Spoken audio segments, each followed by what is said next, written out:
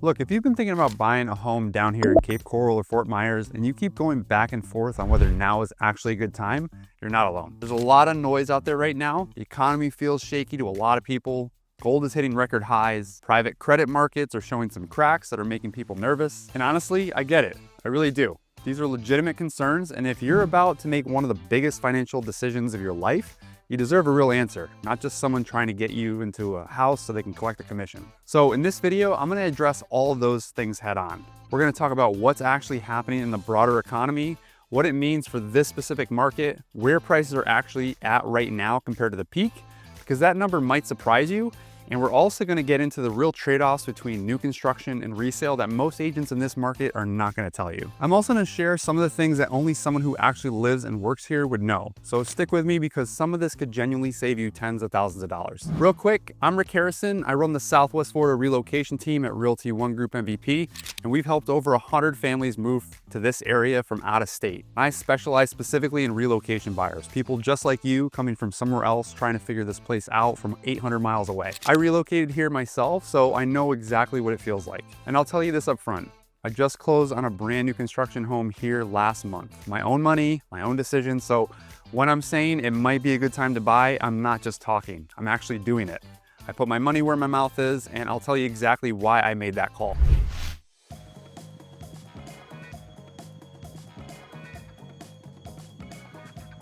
Okay, so let's just talk about what's going on out there, because I think if I don't address it, everything else I say is really gonna fall flat. So gold just had its best year since 1979. We're talking about gold hitting $4,000 an ounce, up more than 50% in a single year.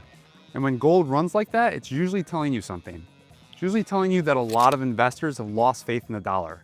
They're nervous about US debt, which is now over $38 trillion and growing by about $1 trillion every 3 months. They're nervous about tariffs, geopolitical stuff. They're basically saying, I'd rather hold something real than trust the financial system right now. And then you've got the private credit market. Now, this one's a little more inside baseball, but it's worth knowing about. Private credit is basically a shadow lending market. Companies borrowing money outside of the traditional banking system. And some of the biggest names on Wall Street, Jeffrey Gundlach, Jamie Dimon, Mohamed El-Erian, have started using phrases like canary in the coal mine and cockroaches when talking about it. In late 2025, 2 companies funded by private credit firms collapsed almost overnight. And some people are looking at that and saying, is this 2007 all over again? Look, I'm not gonna sit here and tell you those concerns are crazy, because they're not. The economy genuinely feels really fragile right now, and anybody who tells you that there's zero risk in any financial decision isn't being straight with you. But here's what I want you to think about. Even in 2008, even at the absolute bottom of the worst housing crash in modern American history, Florida's real estate eventually came back. And it didn't just come back, it came back bigger. Cape Coral was literally one of the hardest hit cities in the entire country during 2008. Values got cut in half, people walked away from homes, and then over the next decade, prices recovered by 2022. They had blown past the old heights by a country mile. So the question isn't, is there any risk? There's always risk. The question is relative to your other options, relative to sitting in cash that's losing purchasing power, or staying in a market where you're renting and not building equity. Does buying in Southwest Florida right now make sense? And I think for a lot of people watching this video, the answer is yes, but not everyone. And here's the other thing to consider. If the economy does get worse, if rates drop, if the Fed has to cut to stimulate things, that's usually a tailwind for real estate buyers. Lower rates mean lower mortgage payments, which means more buying power and more demand for homes. So the very scenario that's scaring people right now could actually be what unlocks this market finally.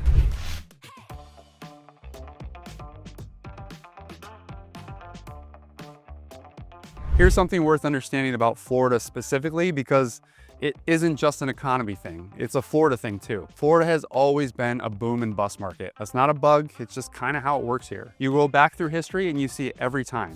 Massive run up, pullback, recovery, new high, repeat. COVID hit and what happened? People flooded out of New York, New Jersey, Illinois, California. They came here chasing lower taxes, warmer weather, and remote work. And between 2020 and the peak in July of 2022, a lot of these Cape Coral and Fort Myers neighborhoods went up 80, 90, even 100% in 2 years. Was that sustainable? Obviously not, and the market has been correcting ever since. We're now sitting at prices that are down 20% or more in most areas from that July 2022 peak.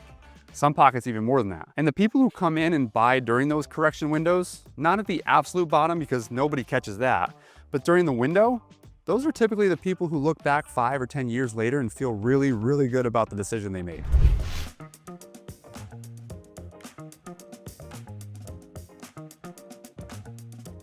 So let me give you the actual data because I want you to understand what kind of market you'd be walking into right now. Homes in the Cape Coral Fort Myers area are sitting on the market for a median of about 119 days. That's a 54% longer than the national average. So let that sink in. Sellers are waiting, they're anxious, and nearly 37% of active listings have already had at least one price cut. That's almost 4 out of every 10 homes for sale. There are over 7,900 active single-family homes on the market in the Cape Coral area alone. That's about 4.6 months of inventory supply, which is dramatically higher than the national average of under 3 months. You have options right now. Real options. That is the opposite of what we saw in 2021 and early 2022, where you had buyers waiving inspections, paying 20% over asking, and still losing to cash offers. Now here's the thing though, that inventory isn't growing forever. The most recent weekly data actually shows more homes going under contract than new ones coming on. So the market is slowly tightening. The window you have right now is genuine, but it's not going to be open indefinitely.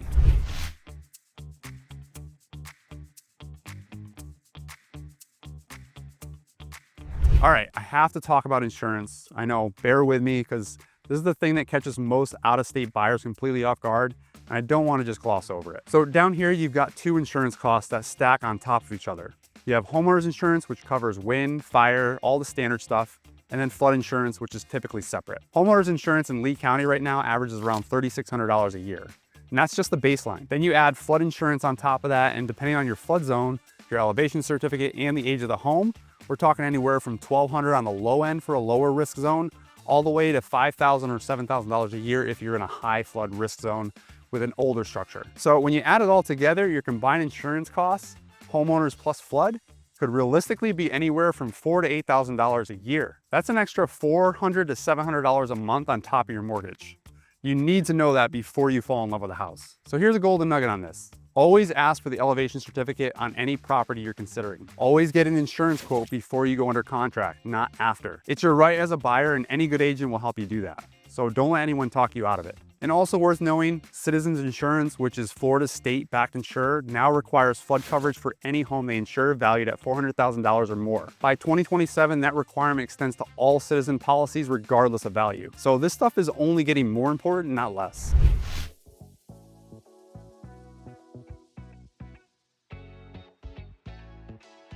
Okay, this is the part I really want to dig into because I think there's more confusion around this topic than almost anything else. And I'll give you some full disclosure here. I just bought new construction, so I've literally just walked through this decision with my own money, and I can tell you what it actually looks like from the inside. So new construction, here's what's appealing about it. Brand new home, never lived in, builder warranty, modern building codes, and this is actually a big deal.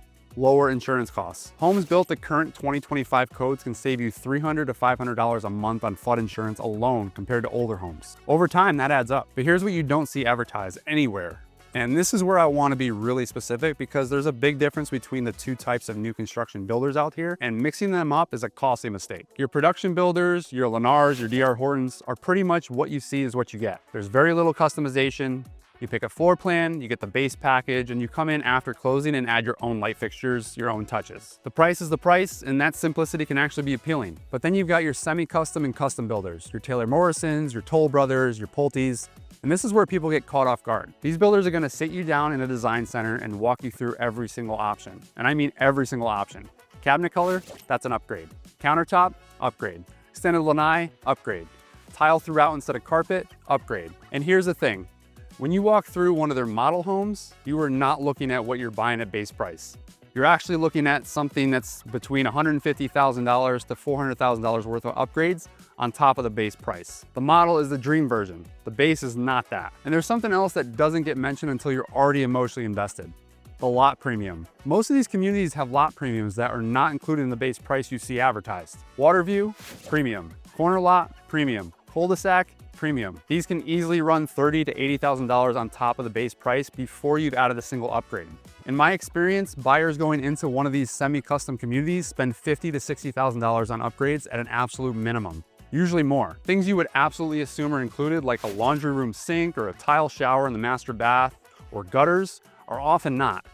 It can feel a little like buying a car and then finding out that the seats are extra. Now let's talk about pools, because this is where I think the numbers are the most eye-opening. If you want a pool added by a production builder, you're looking at $80,000 to $120,000 added to your contract price. Let's say you decide to hold off and have it built after you close.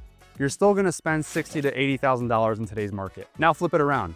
If you buy a resale home in this market right now, a home that already has a pool, that pool is only adding about $35,000 to $50,000 of actual appraised value on the open market. That means you're getting tens of thousands of dollars of real infrastructure for free, basically, compared to what you would cost to put it in yourself. And it's not just pools, outdoor kitchens, built-in speakers, upgraded closets, screen lanais, custom tile work.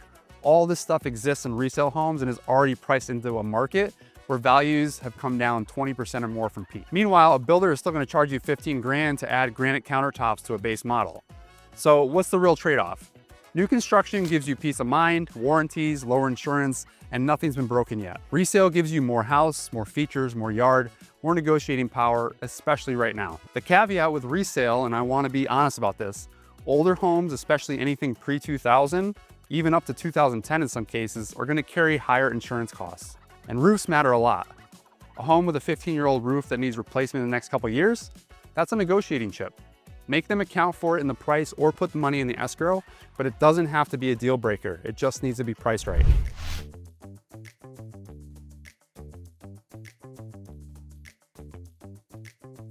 All right, let me share a few things that you're probably not gonna find in any blog post or on Zillow. Gulf access versus indirect access. Cape Coral has over 400 miles of canals, but not all of them connect directly to the Gulf. A direct Gulf access property means you can take your boat straight out, no locks, no waiting. An indirect access canal goes through a lock system, which has operating hours and adds time to every trip.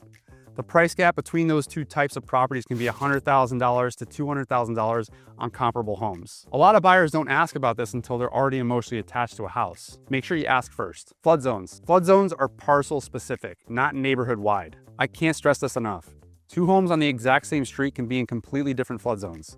One might be Zone X, which is minimal flood risk, no mandatory flood insurance, and the one right next door could be Zone AE, which triggers mandatory flood coverage under most mortgages. Always look up the specific parcel, not the neighborhood, the parcel. The River District is genuinely changing. A lot of people still have this mental image of Fort Myers as a sleepy retirement town.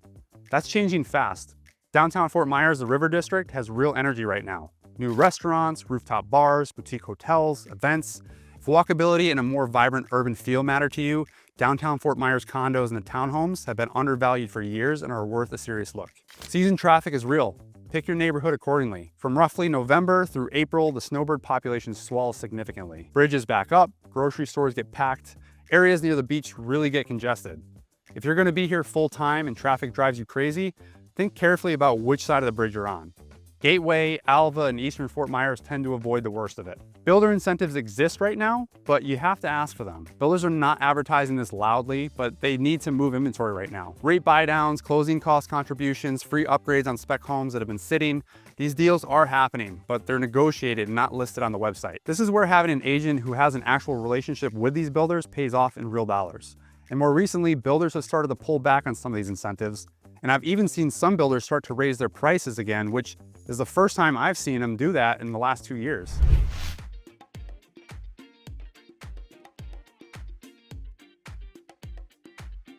So is now the right time to buy in Cape Coral or Fort Myers? Here's where I land on it. And like I just said, I just put my own money into a new construction home here, so I clearly have an opinion. I think right now is one of the better windows we've had to buy here in a few years. Prices are down 20% or more from peak. You've got real negotiating power. You've got selection. Sellers are cutting prices and offering concessions in ways they weren't doing 18 months ago. And if rates do come down, which is a real possibility, the people who locked in their homes now at today's lower prices are gonna be sitting in a really good position. That doesn't mean you buy blindly.